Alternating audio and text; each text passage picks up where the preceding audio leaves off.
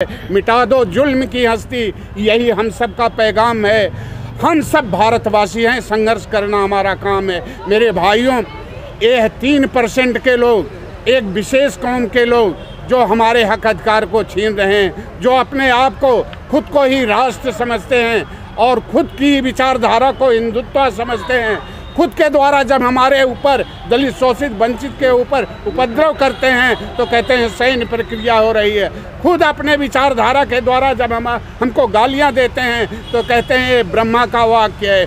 मेरे भाइयों, इनकी पहचान है, ये बुरा करते हैं और बुरा देखते हैं और बुरा ही सुनते हैं। इसलिए सभी जितने भी संगठन हैं भारतवर्ष में, छोटे मोटे, सभी से आह्वान किया जा रहा है कि अब समय आ गया है, एकजुट होकर के, इकट्ठा होकर के एक मंच पे आओ, तभी जा कर के हम अपने हक अधिकार की लड़ाई लड़ सकते हैं। और ओबीसी एससी मूल निवासी वह सोता हुआ शेर है, जिस दिन जग जाएगा ये सब के सब ढेर हो जाएंगे। इसलिए समय आ गया है। 2024 अगर कहीं आपके हाथ से चला गया तो फिर नवीन रियासतीकरण हो जाएगा, फिर उसी तरह का जैसे राजा महाराजा की तानाशाही चलती थी। आज गद्दी पर देख लीजिए, गद्दी पर जो बैठे हैं बुज़दिल हैं, फौलाद नहीं। आवाम, किसान, मजदूर, दलित, शोषित, वंचित का दर्द हो क्या जाने, जिनके घर औलाद नहीं। आज एक तरह से देखा जाए कि हम लोगों की बात सुनने वाले यही कह के आए थे कि आप लोगों को 15 लाख खाते में और आपका हक के अधिकार दिया जाएगा, किसानों की आय दुगनी की जाएगी, लेकिन कहीं न कहीं हर रास्ते से भटका दिए हैं। आज घाव पे घाव दे रहे हैं। जब तक एक जगह मरहम लगाया जा रहा है, दूसरा घाव हो जा रहा है। झूठ पे झूठ बोल रहे हैं। ये कब तक चलेगा? आज पूरा भारतवर्ष देख रहा है, पूरा विश्व की निगाह भारत पे रहती थी। मैं एक पाकिस्तान का छोटा सा एक गाना आप लोगों के बीच में चल रहा है। जुल्ले लाल के बुल्ले लाल ने मिलकर हाहाकार मचाया, जुल्ले लाल के बुल्ले शाह ने मिलकर हाहाकार मचाया, फिर जोगी बुलडोजर लेके घर में आग लगाया। एक बार जो लग जाती है देश बेचैन बीमारी, फिर मरते दम छूटती नहीं तिकड़म की तैयारी। जोगीरा सारा आगे होली है, इसलिए बुरा न मानो होली है। और इनको पूरा विश्व देख रहा है कि इनके यहाँ क्या ड्रामा चल रहा है। और हमारे यहाँ के लोग अभी सोए हुए हैं। कब तक सोते रहोगे? जागो ये मूल निवासियों। जब भी चाहे अंग्रेज, मुगल, ब्रिटिश जो भी आए हैं, यही किसान, मजदूर और आवाम मूल निवासी ही लड़ करके उनको भी भगाने का काम किए हैं। इसलिए अगर नहीं जागते हो तो राष्ट्र लुट जाएगा, राष्ट्र का किसान, आवाम, मजदूर लुट जाएगा। ये आसार नजर आता है। अब हुकूमत में बैठे हुए एक तरह से जुमलेबाज, झूठे, तड़ीपार नज़र आते हैं। यही मूल निवासी भारतवासी, गरीब, शोषित, वंचित, दलित देश को विश्व गुरु और कृषि प्रधान देश बनाए। आज गद्दी पे बैठे हुए लोग इन्हीं को गद्दार बता रहे हैं। इसलिए 10 और 11 तारीख को सभी लोग विशेष ध्यान दें और जिसको जो सहयोग करना हो, क्योंकि हमारा गरीब, मजदूर, शोषित, वंचित का यह समाज मिल करके लड़ाई लड़ रहा है। सबसे हाथ जोड़ करके निवेदन है, जो सहयोग देना हो उनके लिए भी खाता नंबर दिया जाएगा, वो हमारा सहयोग करें। और क्योंकि निर्णायक लड़ाई लड़ने के लिए सबका सहयोग चाहिए और हमें सभी पार्टी के सभी दलों को, सभी संगठनों का आह्वान किया जाता है, सब 10-11 को पहुँचो और सबको मंच दिया जाएगा, अपनी आवाज़ को बुलंद करो। इन्हीं बातों के साथ भाइयों, ये आवाज़ पूरे देश में फैला दो, क्योंकि अब समय नहीं बचा है। इसलिए क्योंकि जिनको अधिकार दिया गया था आज रक्षक भक्षक बन गया। पुलिस वाले हमारे गरीब भाई, दलित, शोषित, वंचित, किसान जाते हैं, आवाज़ उन्हीं के ऊपर पकड़ करके बंद कर दिया जाता है, उल्टे मुकदमे लाद दिए जा रहे हैं। कोई सुनने वाला नहीं है इनका। इसलिए समय आ गया है, सभी जागरूक मंच के द्वारा सब लोग एकजुट हो, ईर्ष्या, ईगो छोड़ दो। अगर भारत राष्ट्र हमारा ख़त्म होता तो पूरे भारतवासियों की बदनामी होगी। इसलिए संविधान बचाओ और गरीब बचाओ। देश भर के तमाम सैकड़ों बहुसंघ समाज के संगठनों के द्वारा एक संयुक्त मोर्चा बनाकर संयुक्त बहुसंख्यक समाज मंच के माध्यम से 10-11 मार्च को दिल्ली के रामलीला मैदान के अंदर, जो देश के अंदर एक वर्षों पुरानी हमारी मांग है, देश में जो जनगणना के साथ जातिगत जनगणना की, जो अब इस समय जनमत मुद्दा है और जो बहुसंघ समाज की सभी बीमारियों की दवाई है, कहीं ना कहीं प्रमुख मुद्दा जातिगत जनगणना और जो ईवीएम द्वारा जो बाबा साहब ने हमारा वोट की संविधान के तहत वोट की ताकत दी थी, उस वोट की ताकत को ईवीएम ने ख़त्म कर दिया। उस वोट की ताकत को बचाने के लिए बैलेट पेपर से चुनाव कराकर इस देश के अंदर ईमानदारी से चुनाव कराया जाए। इसके साथ तमाम बहुसंघ समाज के मुद्दों पर वहाँ पर बहुसंघ समाज के लोग चर्चा करेंगे, उनके उत्थान के लिए, उनके हक अधिकार दिलाने के लिए। लेकिन जो जातिगत जनगणना का मुद्दा है, ये एक ऐसा जलमत मुद्दा है। अगर ये आने वाले संसद के सत्र के अंदर जो मार्च में हमारा शुरू होने जा रहा है और जो मान्यवर काशीराम की जयंती पर जो 10-11 मार्च को हम लोग इस न्याय अधिकार महाकुंभ को करने जा रहे हैं, तो जातिगत जनगणना कराने की क्यों ज़रूरत पड़ी हमारे को? वो इसलिए ज़रूरत पड़ी कि 75 वर्ष के अंदर जो 10% के मनुवादी लोग हैं, जो न्यायपालिका, राजनीति और कार्यपालिका पर प्राइवेट सेक्टर, मीडिया, जितने भी सेक्टर देश के अंदर हैं, जो मूल निवासियों ने देश को आज़ादी के बाद बनाया, सींचा उनको, उन पर हक अधिकार 10% के लोगों ने कब्जा जमा लिया है। तो कहीं ना कहीं जातिगत जनगणना अगर ईमानदारी से हो जाती है तो देश के अंदर किस जाति की आर्थिक, सामाजिक और राजनीतिक स्थिति कितनी डाउन है, कितनी अपर है, उसके हिसाब से सरकार योजनाएं बनाती है। तो कहीं ना कहीं हमारी मांग है कि जातिगत जनगणना कराई जाए और जातिगत जनगणना कराकर जिसकी जितनी संख्या बारी, उसको उतनी हिस्सेदारी न्यायपालिका, राजनीति और कार्यपालिका, प्राइवेट सेक्टर में दी जाए। और आने वाले टाइम में जो ईवीएम द्वारा जो वोट की ताकत को हैंग किया जा रहा है, तो हमारा ये मुद्दा है कि आने वाले विधानसभा चुनाव और 24 के लोकसभा चुनाव से पहले जो भी चुनाव हो उसको बैलेट पेपर से चुनाव कराया जाए। इसलिए तमाम बहुसंघ समाज के संगठन 10 और 11 मार्च को इस देश की राजधानी ऐतिहासिक रामलीला मैदान में भारी संख्या में नहीं, करोड़ों की लोग संख्या में पहुंच रहे हैं और वो अपने हक अधिकार की लड़ाई के लिए अपने लोगों को जागरूक करेंगे।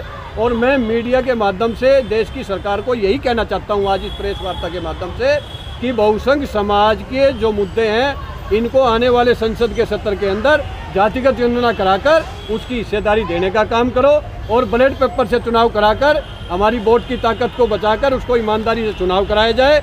और जो ठेकेदारी जो इस देश को बेचा जा रहा है, गेल, वेल, रेल, जेल सब बेच दिया गया, ये इसलिए बेचा जा रहा है कि कहीं ना कहीं 75 वर्ष में बहुसंघ समाज के लोग शिक्षित हो रहे हैं, वो doctor, engineer, IPS, MLA, MP बन रहे हैं। उनको रोकने के लिए, हमारा आरक्षण खत्म करने के लिए प्राइवेटाइजेशन लाकर हमारा कॉलम खत्म किया जा रहा है। इसलिए हमें प्राइवेट सेक्टर में भी आरक्षण चाहिए। अगर प्राइवेट सेक्टर नहीं तो गवर्नमेंट सेक्टर में हमारा जो आरक्षण मिला हुआ उसमें जो है हमारा पूरा लागू किया जाए, हमें उसका हक मिले।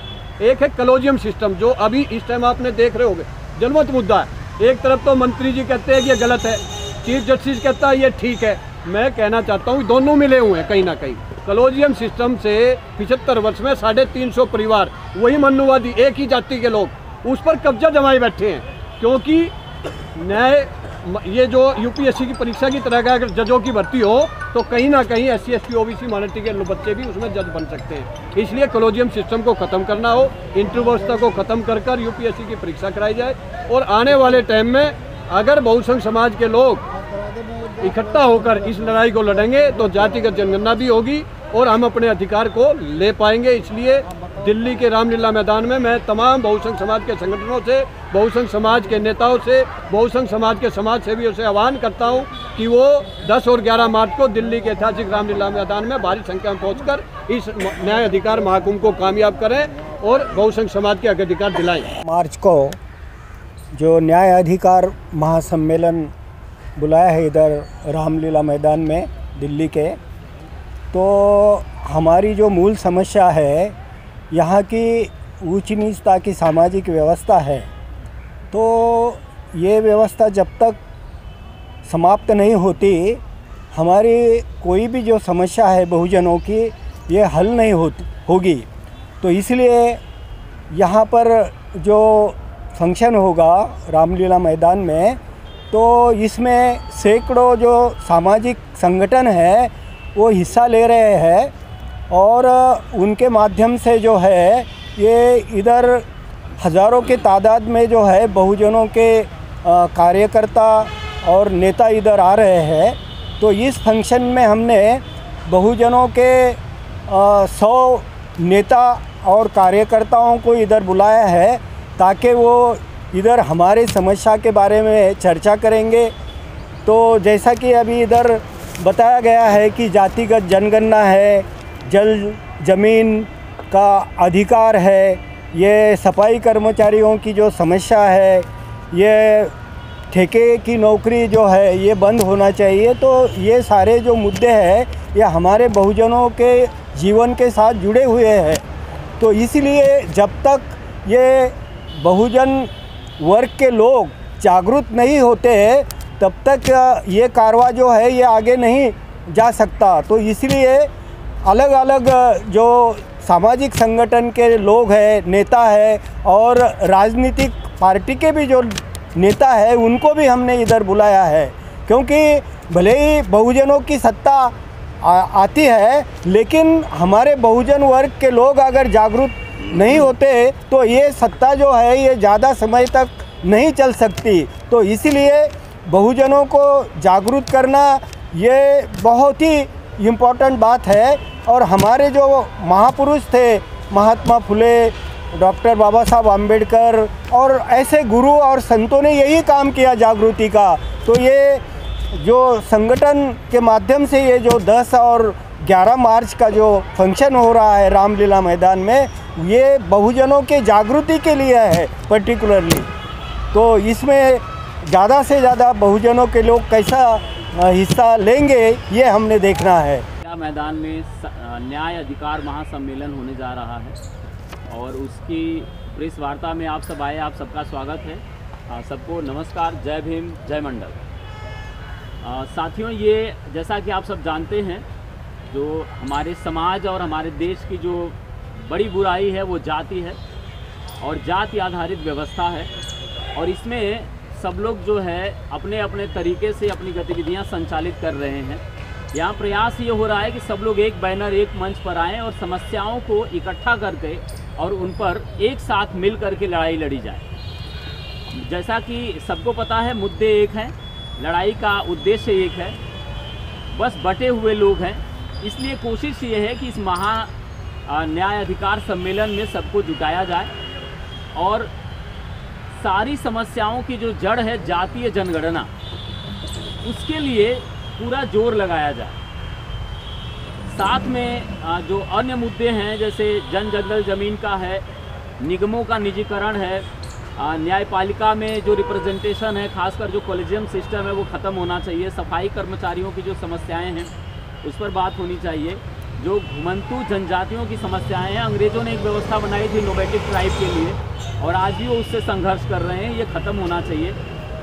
मुट्ठी भर लोगों के पास पूंजी जमा हो रही है, मतलब पूंजी का सेंट्रलाइजेशन हो रहा है और ये बहुत ख़तरनाक है। ठेके में जो नौकरी दी जा रही है वो प्राइवेटाइजेशन का एक नया तरीका है और बैलेट पेपर से चुनाव हो और कुछ और इस तरह के जो बहुजन लोगों के, बहुसंख्यक समाज के जो मुद्दे हैं, खासकर एजुकेशन का जो प्राइवेटाइजेशन हो रहा है, आरक्षण को लेकर के जो समस्याएं हैं, इन सारे मुद्दों पर आज हम लोग इकट्ठे हुए हैं बात करने के लिए। इस एक कह सकते हैं कि पूर्व संध्या पर प्रोग्राम के पहले जो तैयारी का एक प्रयास है उसमें आप सबका स्वागत है। इसमें हमारे साथ कुछ प्रमुख लोग हैं जो इससे जुड़े हुए मुद्दों पर अपनी बात रखेंगे। वीएन वाघ साहब हैं, राष्ट्रीय संयोजक हैं पैगाम के। श्री विजेंद्र यादव जी हैं, WTP की तरफ से, आप यादव यदुवंशी महासभा से जुड़े हुए हैं। और श्री राम विश्वास कुशवाहा जी हैं, आप भोपाल से आए हैं, ये OBC महासंघ से जुड़े हुए हैं। RB यादव जी हैं WTP से। महेश मानव जी हैं, महेश मानव जी एक OBC महासंघ चलाते हैं।